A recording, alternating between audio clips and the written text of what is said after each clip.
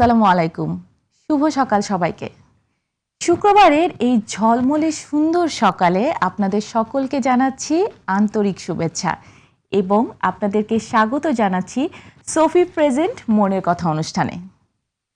শুক্রবারের সুন্দর সকালে এক কাপ চাহাতে ঘরের একটি চমৎকার কোণায় বসুন এবং গত সপ্তাহের যত মানসিক চাপ এবং ক্লান্তি আছে সবকিছুই ঝেড়ে ফেলুন কিছু সময়ের জন্য। হয়তো আপনি অফিস ডেস্কে কাজ করছেন অথবা বাইরের কোনো কাজে ব্যস্ত আছেন কিংবা ঘরের কাজে অনেক ব্যস্ত, কিন্তু তারপরও বলছি আগামী 15 থেকে 20 মিনিট শুধুমাত্র আপনার জন্য। আমরা প্রতি শুক্রবার এই অনুষ্ঠানের মাধ্যমে চেষ্টা করি নারীদের শারীরিক স্বাস্থ্য নিয়ে বিভিন্ন ধরনের খোলামেলা আলোচনা করার জন্য, যাতে আমাদের নিজেদের স্বাস্থ্য ঠিক থাকলে আমরা আত্মবিশ্বাসের মাধ্যমে আরও সামনে এগিয়ে যেতে পারবো।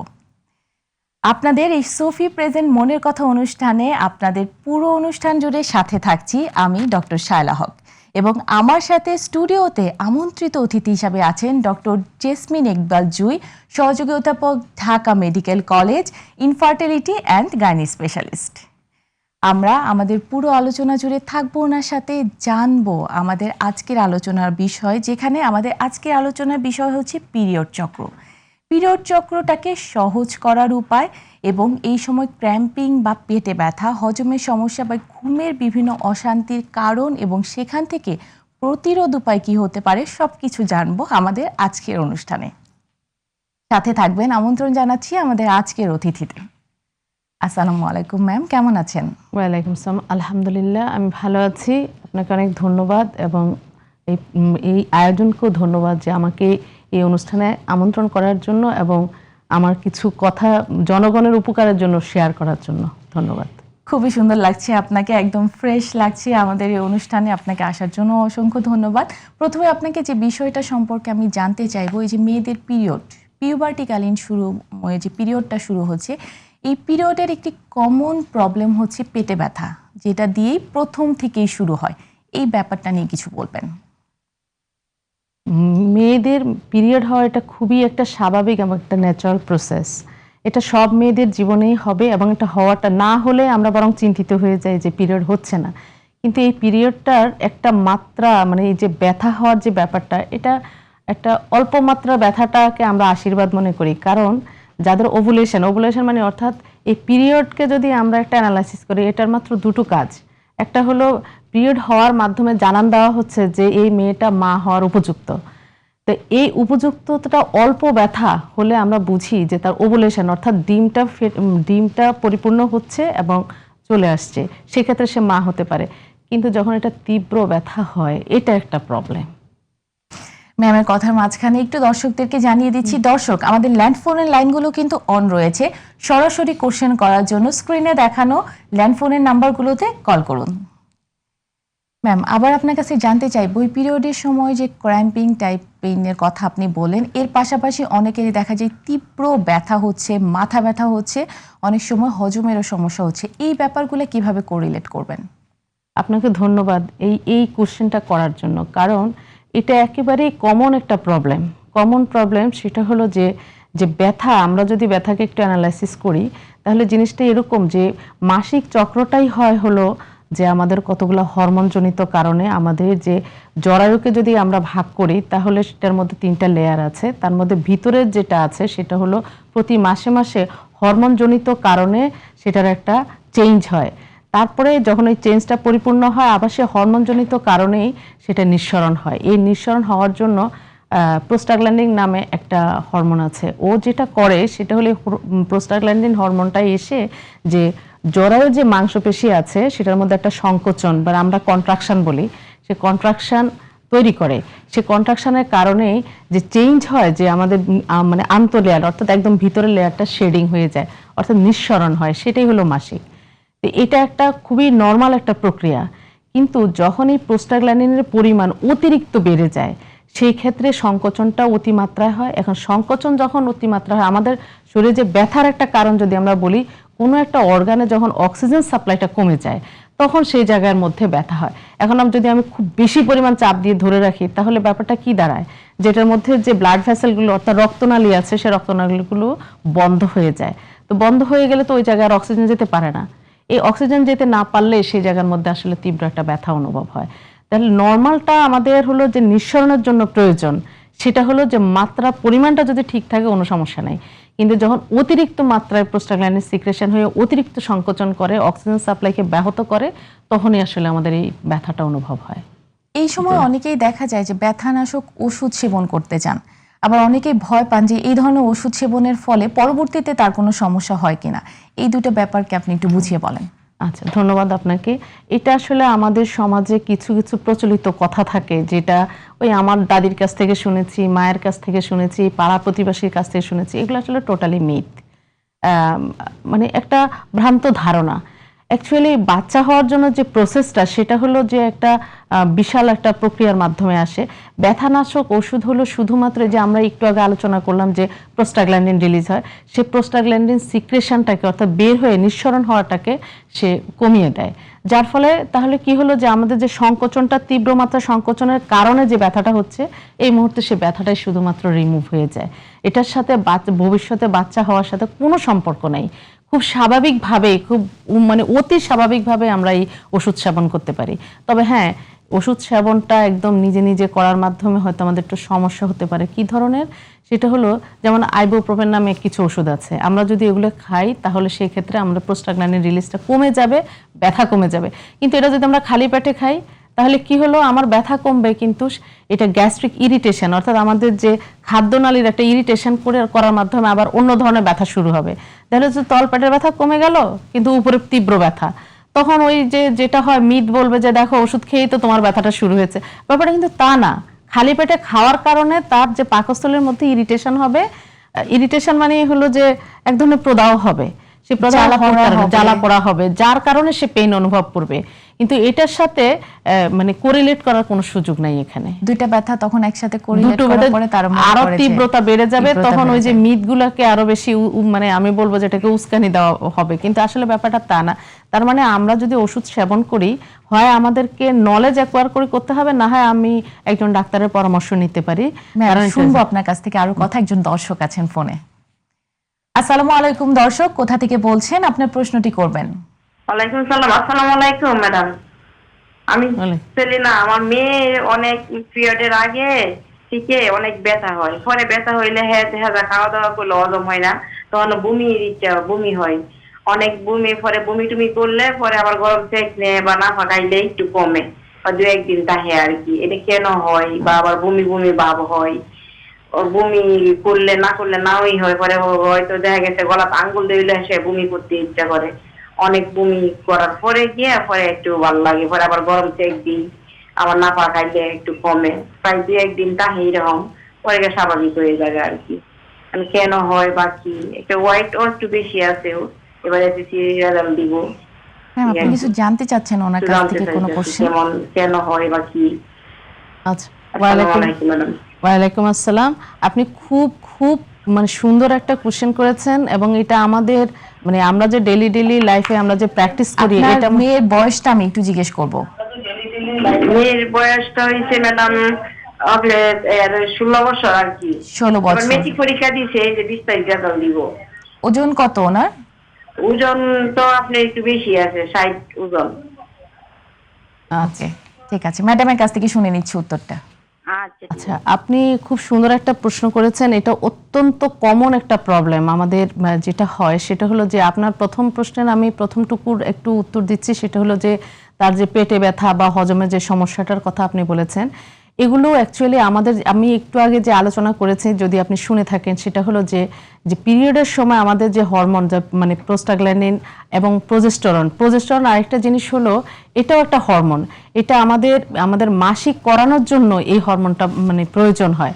তো এই দুটো হরমোনের যদি আমরা কার্যকারিতা একটু বর্ণনা করি, সেটা হলো প্রোস্টাগ্ল্যান্ডিন কি হচ্ছে, আমরা আসলে মুখে খাওয়া দাওয়া করি, সেই খাবারটা কিন্তু আমাদের পুরা অন্ত্রকে ঘুরে তারপরে আমাদের এটা দুটো ভাগ হয়। একটা হলো আমাদের খাদ্যের যে নিউট্রিশন অর্থাৎ যে সারাংশ সেটা আমাদের শরীরে ঢুকে আর বর্জ্য অংশ বের করে দেয়। তাহলে বের করার জন্য অবশ্যই একটা পদ্ধতি লাগবে, সেটা হলো যে সেটাও এক ধরনের কন্ট্রাকশন, মানে সংকোচন। সেটা কার সংকোচন? সেটা হলো যে আমাদের যে ক্ষুদ্রান্ত্র অর্থাৎ আমাদের যে খাদ্যনালীর সংকোচনের মাধ্যমে কিন্তু এটা পাস হবে।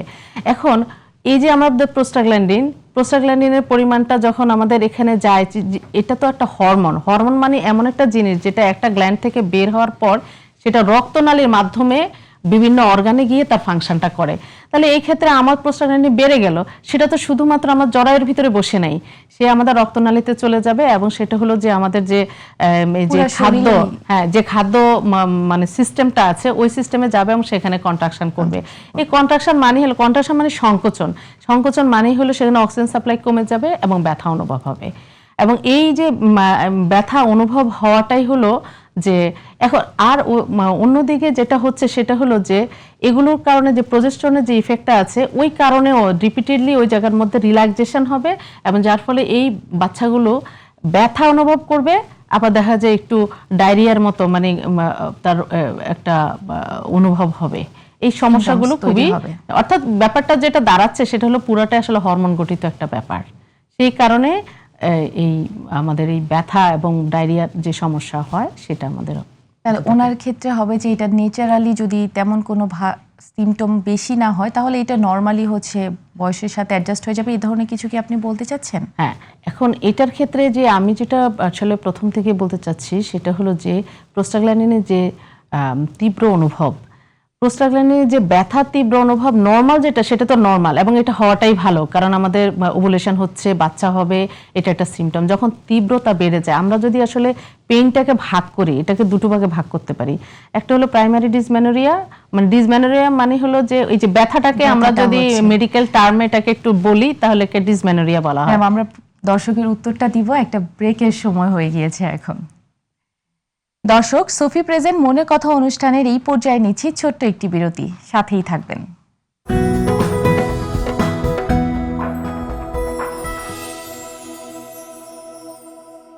ফিরে এলাম বিরতির পর। সবাইকে আবারও স্বাগত জানাচ্ছি সোফি প্রেজেন্ট মনের কথা অনুষ্ঠানে।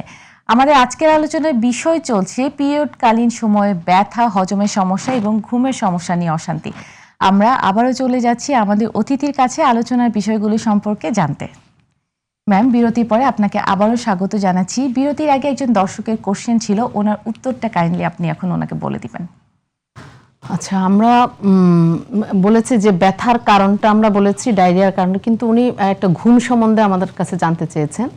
ঘুমের যে ব্যাঘাতটা ঘটে এটাকে যদি আমরা ক্লারিফাই করি তাহলে জিনিসগুলো কি দাঁড়ায়, সেটা হলো যে একটা শরীরে যদি একটা ব্যথা থাকে তাহলে সেটাও একটা অস্বস্তির ঘুম হওয়াটাই স্বাভাবিক। আবার আমরা যদি হরমোনকে নিয়ে ঘুমের সাথে একটা রিলেশন তৈরি করি তাহলে সেই জিনিসটা এরকম, সেটা হলো যে আমাদের যে প্রোজেস্টেরন হরমোনটা যেটা আমাদের বডি থেকে বের হয় এ হলো, এটাকে বলা হয় রিল্যাক্সিং হরমোন, অর্থাৎ পুরো শরীরটাকে রিল্যাক্স করবে এবং সে ঘুমাবে। এখন জাস্ট পিরিয়ডের আগে যেটা হয় সেটা হলো যে হরমোনের একটা সাইকেল চলতে থাকে, এটা একটা সময় বেড়ে যায়, তারপরে আবার হরমোনের যখন শেষের দিকে আসবে মাসিকের তখন সেটা কমে যায়। এই কমে যাওয়ার জন্যই পরবর্তীকালে আসলে পিরিয়ডটা হয়। এই যে কমে যখন যাবে তখন শরীরে যখন আমাদের এই হরমোনটা বেড়ে যায় তখন যেটা হয়, এটা যেহেতু রিল্যাক্সিং হরমোন এবং আমরা আমাদের মাসেলগুলোকে রিল্যাক্স করে, সেই ক্ষেত্রে মানে ব্লাড ফ্লো বেড়ে যায়। ব্লাড ফ্লো যখন বেড়ে যায় তখন আমাদের শরীরে একটু টেম্পারেচারটা বেড়ে যায়। তাহলে আমাদের এক হলো যে আমাদের ব্যথা আছে, শরীরে একটা টেম্পারেচার বেড়ে যাচ্ছে, দুটো কারণ। আর আরেকটা কারণ হয় পিরিয়ডের সময় যে মানে ঘুমের ব্যাঘাতের জন্য আরেকটা জিনিস হয়, সেটা হলো যে যেহেতু এটা ব্লাড শেডিং, তাহলে সেক্ষেত্রে যেটা হয় যে ব্লাডটা আমাদের কাপড়ে চোপড়ে লেগে যেতে পারে, বিছানায় লেগে যেতে পারে, একটা অস্বস্তি অনুভব হয়। আমরা শুনবো আরেকজন দর্শকের ফোন নিয়ে নিচ্ছি মাঝে। আসসালামু আলাইকুম দর্শক, আপনার নাম, ঠিকানা এবং বয়স বলে প্রশ্নটি করবেন। ওয়ালাইকুম আসসালাম রাহমাতুল্লাহ। ম্যাডাম, আমি ফেনী থেকে বলছি, মোহাম্মদ আনোয়ার হোসেন। জি ম্যাডাম, আমার ওয়াইফের একটু সমস্যার জন্য আমি একটু ফোন দিচ্ছি, যদিও আসলে মেইলি ব্যাপার, তারপর একটু জানতে চাচ্ছিলাম আর কি। জি জি শিওর, বলেন। ওনার হলো প্রত্যেক মাসে টাইমলি পিরিয়ডটা হয়, বাট হঠাৎ করে গত মাসে থেকেই দেখা যাচ্ছে 7 দিনের ভিতরে সুস্থ হয়ে গেছে, আবার 3-4 দিন পর আবার একটু মানে দেখা যাচ্ছিল হালকা হালকা করে ব্লাড আসতেছে এবং কন্টিনিউ এটা দেখা 2 দিন একটু ভালো থাকতেছে, আবার থেকে যাচ্ছে, একটু হালকা হালকা করে আসছে। ওনার বয়স কত? বয়স 34, বেবি 3টা বেবি আছে। আচ্ছা, কোনো বাচ্চা কি ব্রেস্ট ফিডিং করছেন এখন? না না না, বাচ্চা ছোট বাচ্চাটা বয়স 4 বছর। আচ্ছা, ঠিক আছে, আমরা উত্তরটি ম্যাডামের কাছ থেকে জেনে নিচ্ছি। ম্যাম, আগে আপনি ওনার কাছ থেকে কিছু জানতে চাচ্ছেন? এখন আমি এই যে ওনার এই সমস্যাটা কতদিন থেকে হচ্ছে? এই 1 মাস হচ্ছে ম্যাম, Just 1 মাস হচ্ছে। আচ্ছা, ঠিক আছে। এই 1 মাসে তার একটু টাইমলি মানে সুস্থ হয়ে গেছে, বাট আবার 2-3 দিন পরে আবার দেখা যাচ্ছে, আপনার আবার একটু ভালো থাকছে আবার দেখা যাচ্ছে এরকম। জি জি। এখন কেন কি কোনো গাইনিক বিশেষজ্ঞ দেখাবো নাকি কেন হচ্ছে এটা একটু জানতে চাচ্ছি। আচ্ছা, ঠিক আছে, Okay, ধন্যবাদ thank you. আপনাকে। তো আমরা প্রথম প্রশ্নের কিছু অংশ রয়ে গেছে, হ্যাঁ, জি। যেটা আসলে ঘুমের ব্যাঘাতটা যেটা আমরা বলছি, সেটা হলো যে যেহেতু বিছানা বা চারপাশে লেগে যায়, সেক্ষেত্রে একটা অস্বস্তি থাকে। তাহলে আমরা অস্বস্তি এখানে কাজ করে। 3টা জিনিস পেলাম। একটা হলো তার ব্যথা হচ্ছে, একটা হলো তার টেম্পারেচারটা বেড়ে যাচ্ছে, আর আরেকটা হলো যে তার একটা অস্বস্তি হচ্ছে। তাহলে এই 3টা কারণে তার একটা ঘুমের বিশাল মাত্রায় ব্যাঘাত হয়। এটার সাথে যদি আমরা সোশ্যাল কিছু প্রবলেমকে অ্যাড করি, তাহলে এটা আরো গুরুত্বপূর্ণ। এটা আমার ডেইলি প্র্যাকটিসে আমি দেখি যে এটা বিশাল গুরুত্বপূর্ণ, কারণ সবাই আমরা স্ক্রিন স্ক্রল করতে থাকি। ঘুমের যদি আরেকটা কথা বলি, সেটা হলো যে ঘুমের 2টা রিদম। একটা হলো যদি 11টার মধ্যে কেউ ঘুমিয়ে যায়, ঘুমটা খুব স্মুথ এবং সুন্দর হয়। আর কেউ যদি 12টা 1টার দিকে বা ঘুমাতে যায়, ওই ঘুমটা কিন্তু আসতে আসলে 3টা পর্যন্ত লাগে। তাহলে এখন সে যদি স্ক্রিনিং বেশি করে এটাও তার এই মানে শুধু পিরিয়ডের সমস্যাটাকে আমরা এখানে উল্লেখযোগ্য বলবো না, আমরা এখানে বলবো যে এটাও একটা সমস্যা। তাহলে আমরা এই সমস্যাগুলোর কারণে আমরা আমাদের যে ঘুমের যে ব্যাঘাতটা ঘটে, তাহলে সেই ক্ষেত্রে আমরা এগুলোকে যদি উপশমের চেষ্টা করি, তাহলে আমরা কি করতে পারি, ব্যথাটাকে একটু কমানোর জন্য আমরা একটা পজিশন চেঞ্জ করতে পারি। এটাকে বলা হয় ব্রুন পজিশন। অর্থাৎ আমরা শোয়ার সময় যদি দুটো পা মানে আমাদের পেটের উপরে নিয়ে একটু মানে ব্রুনের মতো করে, অর্থাৎ এটাকে একটা পজিশন করে আমরা শুই, তাহলে সেক্ষেত্রে যেটা হবে, মাসেলগুলো একটু রিল্যাক্স হবে, তার ঘুমের একটু মানে সুবিধা হবে। অনেকটা হচ্ছে বাচ্চা পেটের মধ্যে থাকলে যেভাবে থাকে, ঘুমায় হ্যাঁ, আর কি। সেভাবে আমরা একটা ব্যবস্থা করতে পারি। এটা হলো তার মানে আমাদেরকে একটা অ্যাওয়ারনেস জানতে হবে যে কিভাবে ঘুমালে আমাদের সুবিধা হয়। সেটা বিভিন্ন মাধ্যমে মেসেজ নিয়ে এটা করতে পারি, অথবা আমরা আমাদের একজন ডাক্তারের পরামর্শের মাধ্যমেও সেটাকে আমরা নিতে পারি। আরেকটা হলো আমি একটু আগে বলেছি যে মানে যে টেম্পারেচারে বাড়ার ব্যাপারটা, তাহলে সেটাকে উপশম করার জন্য খুবই স্বাভাবিক। আমি যদি একটু কুল এনভায়রনমেন্ট করি, যেমন আমি একটু ফ্যান ঠিকমতো চালালাম, অথবা যদি এসির সুবিধা থাকে, অর্থাৎ ঘরের টেম্পারেচারটাকে যদি আমরা মেনটেন করি, তাহলে তার একটা স্বস্তির ঘুম হতে পারে। আর যেটা স্ক্রিনের কথা বলেছি, এটা খুবই খুবই আমি বলবো যে এটা মারাত্মক ইফেক্ট। এটাকে আমি একটা ডিজিজই বলবো, যে আমাদের সমাজে এখন এটা সারা বিশ্বের মতো আমরাও খুব এফেক্টেড। সেটাকে আমরা যদি স্ক্রিন টাইমটাকে কমিয়ে দিয়ে ঘুমের নর্মসটাকে আমরা মেনটেন করতে পারি, তাহলে আমাদের একটা নিশ্চিত ঘুম হবে। আর অনেকের একটা অভ্যাস থাকে, সেটা হলো রাত্রে শোয়ার আগে মানে একটা কফি টফি এই টাইপের ব্যবহার করে। এটা কিন্তু আসলে একেবারেই ঠিক না, কারণ ক্যাফিন যেটা করে সেটা হলো ব্রেনকে উত্তেজিত করে এবং মানে নিজেকে সজাগ, যেমন আমরা পরীক্ষার আগে খাই, কারণ আমাদের তখন ঘুম দরকার। উত্তরটা কি হবে, মানে পেশেন্টের জন্য উত্তর হলো যে আমরা ঘুমের প্যাটার্নটা একটু চেঞ্জ করার চেষ্টা করব। আমাদের যেখানে আমরা ঘুমাতে যাব, তার এনভায়রনমেন্টটাকে একটু শীতল রাখার চেষ্টা করব। আর হলো স্ক্রিন টাইম অবশ্যই আমরা কমাই ফেলবো। আমরা ক্যাফিন ট্যাফিন এই সমস্ত জিনিস আমরা ব্যবহার করব না, মানে খাবো না অন্তত ঘুমের আগে। তাহলে আমার ধারণা যে একটা স্বস্তির ঘুম তার আসতে পারে। মেইনটেইন করেন, এরপরে কোনো সমস্যা হলে অবশ্যই একজন স্পেশালিস্টের, কারণ আমি যতটুকু নিজে মানে সোশ্যালিজমের মাধ্যমে আমি যেটা পারলাম সেটা করলাম, যেটা আমি সমাধান করতে পারবো না সেটা অবশ্যই একজন স্পেশালিস্ট তার জন্য একটা অ্যাসিস্ট্যান্ট হিসেবে কাজ করবে, এবং সে অবশ্যই একজন পরামর্শ নেবে মানে পাশাপাশি একজন ডাক্তার। আর দ্বিতীয় প্রশ্নের উত্তরটা আপনার কাছ থেকে জানতে চাচ্ছি পেশেন্টের জন্য। দ্বিতীয় প্রশ্নের উত্তরটা ছিল যে ওনার যে পিরিয়ডটা ইরেগুলার। আসলে আমরা জানি যে আমাদের যে পিরিয়ডটা, এটা কিন্তু সম্পূর্ণভাবে একদম কমপ্লিটলি ডিপেন্ডস অন মানে হরমোনের একটা সাইক্লিক রেগুলেশনের মাধ্যমে হয়, এবং এই হরমোনগুলো আসলে অনেকগুলো হরমোন এখানে ইনভলভ হয়, যেমন স্ট্রোজেন আসে, প্রজেস্টেরন আসে, তারপরে হলো মানে FSH, LH, মানে এটা আসলে জটিল একটা প্রক্রিয়ার মাধ্যমে আমাদের যে জ্বরের যে লেয়ারগুলো আছে তার মধ্যে যে ভিতরের লেয়ার, এটাকে আমরা মেডিকেলের ভাষায় মানে অ্যান্ডোমেট্রিয়াল লেয়ার বলি, সেই লেয়ারটার একটা মানে এটার পরিবর্তন হয়, মানে এটা একটা সিঙ্গেল লেয়ার থাকে, তারপরে এটা বড় হয়ে একটা শেডিং হওয়ার চেষ্টা করে। তাহলে এই যে একটা হরমোনের পুরো চ্যানেল, এখানে যদি কোথাও মানে এটা এতটাই সূক্ষ্ম, যেটাকে যে সূক্ষ্মতার যদি কোথাও এক জায়গায় একটু ব্যাঘাত ঘটে, তাহলে এই মাসিকের এই প্রবলেমটা শুরু হয়ে যাবে। তাহলে এখন এই যে আমরা যদি বলি যে আমাদের মান্থলি সাইক্লিক হয়, এটার ক্ষেত্রে অনেক সময় দেখা যায় যে এটা আরেকটা দর্শকের ফোন নিয়ে নিয়েছি। আসসালামু আলাইকুম দর্শক, নাম ঠিকানা এবং বয়স বলে আপনার প্রশ্নটি করবেন। ম্যাডাম আসসালামু আলাইকুম, আমি ঈশ্বরদী থেকে তানিয়া আক্তার বলছি। ওয়ালাইকুম আসসালাম, বলুন। আমার বয়সটা 28 বছর। তো ম্যাডাম, একটা প্রশ্ন ছিল যে আমার গত মাসে পিরিয়ড হয়েছিল 23 তারিখে। তো এই মাসে 20 তারিখে পিরিয়ড শুধুমাত্র একটা দিনই থাকে, যেদিন শুরু হয় সেই দিনই থাকে, তারপর আর পিরিয়ড হয় না। হালকা হালকা একটু রক্তের মতো দেখা যায়, কিন্তু ক্লিয়ার হয় না। সেক্ষেত্রে ম্যাডাম আমি বাচ্চা নেওয়ার চিন্তা ভাবনা করছিলাম, বাচ্চা নেওয়ার কি কোনো সমস্যা হবে কিনা। আপনার বিয়ে হয়েছে কত বছর? ম্যাডাম আমার বিয়ে হয়েছে 14 বছর। আপনার টেলিভিশনে ভলিউমটা একটা কমিয়ে বাচ্চা আছে। প্রশ্নটি করুন। 14 বছর আপনার বিয়ে হয়েছে, এখন বেবি নেওয়ার ট্রাই করছেন না 14 বছর যাবতই ট্রাই করছেন? না ম্যাডাম, আমার স্বামী 10 বছর যাবৎ দেশের বাইরে ছিল। ও আচ্ছা আচ্ছা, ঠিক আছে, আমরা ম্যাডামের কাছ থেকে শুনে নিচ্ছি। ম্যাডাম, আপনার কিছু জিজ্ঞেস করা আছে ওনাকে? আপনার ওজন কত? ম্যাডাম আমার ওজন 70 কেজি। 70 কেজি, আচ্ছা। জি। আপনার কি এই যে অবাঞ্ছিত লোম আছে শরীরের মধ্যে, যেমন ধরেন এই যে ছেলেদের মতো একটু মোস্টোজ বা একটু শরীরে যে না পশমগুলো ম্যাডাম, আছে? তেমন কোনো সমস্যা নেই। আচ্ছা, আপনার এই পিরিয়ডের সমস্যা ছাড়া আর কোনো সমস্যা ফিল করেন আপনি? না ম্যাডাম, আর সমস্যা, অনেকদিন যাবৎ পেটে ব্যথা ছিল। তো আমাদের এখানে গাইনি ডাক্তার দেখানোর পর উনি বলছিলেন সিস্ট হয়েছেন। তো আমি ওনার ওষুধ খেয়েছি। পরে ডাক্তার দেখানো 3 মাস পর দেখানোর পর ওর বললো যে সমস্যা নাই, সিস্ট ভালো হয়ে গেছে, আপনি বেবি নিতে পারেন। তো উনি আমাকে কিস জাতীয় ওষুধ দিয়েছিল, নরিস্টিন। সেটা 2 মাস 3 মাস খাওয়ার পর পিরিয়ড ঠিকঠাক হয়েছিল। পরে এই বাদ দেওয়ার পর এই গত মাসে এই অবস্থা, একদিনই শুধু ছিল। আচ্ছা পিরিয়ড আচ্ছা আবার এরকম হয়েছে। আচ্ছা, ঠিক আছে, ধন্যবাদ আপনাকে। আচ্ছা। তো আমরা আমাদের সেকেন্ড প্রশ্নটা যে ছিল, ওনাকে কি গাইনি কনসালটেশন নেওয়ার জন্য পরামর্শ দেওয়াটাই মনে হয় সবচেয়ে হ্যাঁ, ভালো এখন বলে এখানে মনে করেন যেটা আপনি? হচ্ছে সেটা হলো যে যেহেতু তার এই পিরিয়ডের মধ্যে আমাদের হরমোনগুলোর ব্যালেন্সটা হয়তো নষ্ট হয়ে গেছে, সেই ক্ষেত্রে একজন গাইনি কনসালটেন্ট ওনাকে অবশ্যই দেখানো হেল্প করতে অবশ্যই পারবেন। উচিত, কারণ এবং ওনার হয়তো আপনি কিছু পরামর্শ নিন এবং এটা investigation প্রবলেমটা করে ইনভেস্টিগেশন তারপরে করে হচ্ছে এটা সমস্যার সমস্যার সমাধান, খুব সমাধানটা ইজি করতে সমাধান, হবে। এটা ভয় পাওয়ার তেমন কোনো কারণ নেই, খুবই সহজভাবে এটা সমাধান হয়ে যাবে। আচ্ছা, আর এখন আচ্ছা। যে প্রশ্নটি করলেন আচ্ছা, ওনার উত্তরটা এটা আপনার কাছ থেকে আসলে নেব। ওনার কথা শুনে আমার যেটা মনে হচ্ছে সেটা হলো ওনার বাচ্চা না হওয়ার পিছনে একটা বড় কারণ, ওনার হাজবেন্ড 10 বছর ধরে বিদেশে আছে। বিদেশে থাকে, তাহলে হ্যাঁ। এটা হলো খুবই কমন একটা প্রবলেম।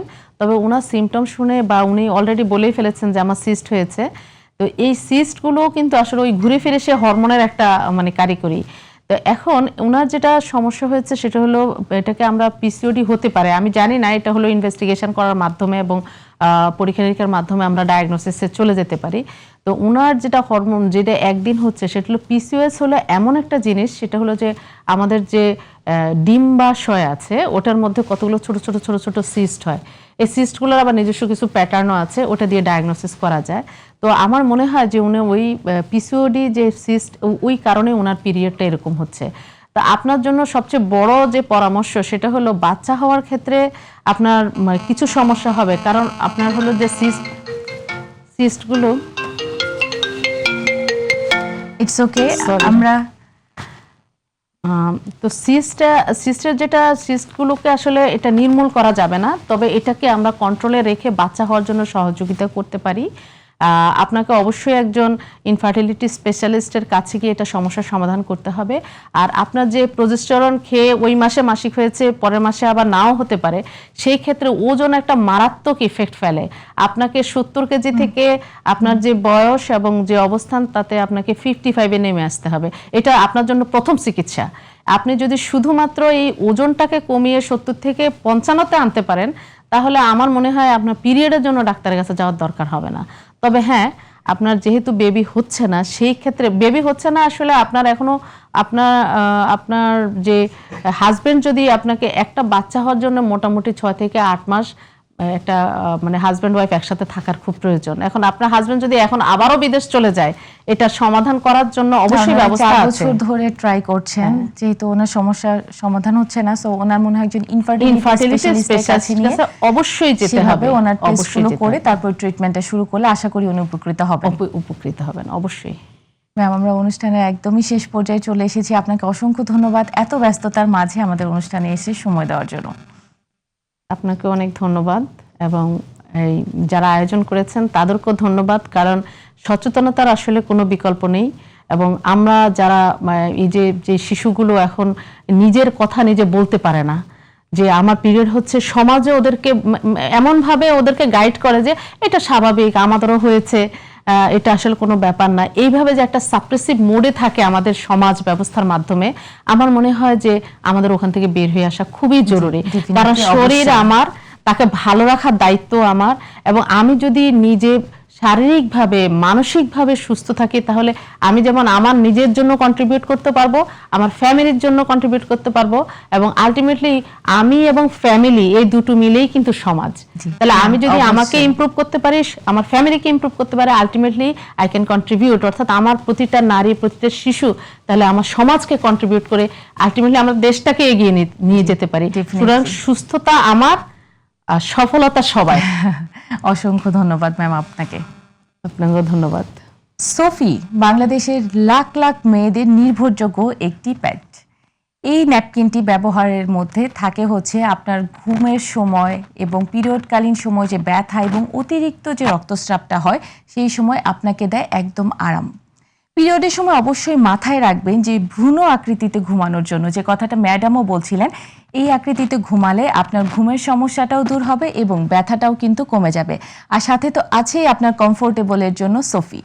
এই উচ্চ ধারণ ক্ষমতা এবং শোষণ ক্ষমতা সম্পন্ন স্যানিটারি ন্যাপকিনটি সারাদিন আপনি কর্মব্যস্ত থাকেন, অফিসে থাকেন, স্কুল কলেজ যেখানেই থাকেন না কেন, আপনাকে কিন্তু একদম ফ্রেশ এবং কমফোর্টেবল থাকতে দিবে। সো বেছে নিন সোফি স্যানিটারি ন্যাপকিনকে আপনার নিত্যদিনের সঙ্গী হিসাবে। এবং আজকের এই অনুষ্ঠান থেকে আমি বিদায় নিচ্ছি। দেখা হবে আগামী সপ্তাহে আগামী পর্বে। জানবো পিরিয়ড নিয়ে আরও অনেক অজানা তথ্য। ভালো থাকবেন, সুস্থ থাকবেন, নিজের যত্ন নেবেন। আসসালামু আলাইকুম।